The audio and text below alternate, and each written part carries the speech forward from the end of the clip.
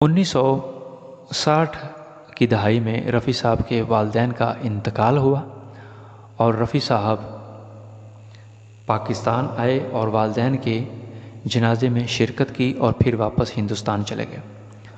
1970 کی دہائی میں رفیع صاحب نے 2 مرتبہ حج کی سعادت حاصل کی اور نبی پاک صلی اللہ علیہ وسلم کے روضے پر حاضری دی اور خانہ کعبہ کا حج اور طواف کیا۔ رفیع صاحب نے اپنی زندگی میں ہزاروں گیت گائے اور سینکڑوں ایوارڈ جیتے۔ 1980 میں 31 جولائی بروز جمعرات کو رفیع صاحب کو ہارٹ اٹیک ہوا اور انہیں ہاسپٹل لے جایا گیا۔ ہاسپٹل میں ان کی طبیعت شدید خراب رہی۔ اسی کشمکش میں تقریباً رات 10:30 بجے وہ اپنے خالق حقیقی سے جا ملے۔ انا للہ و انا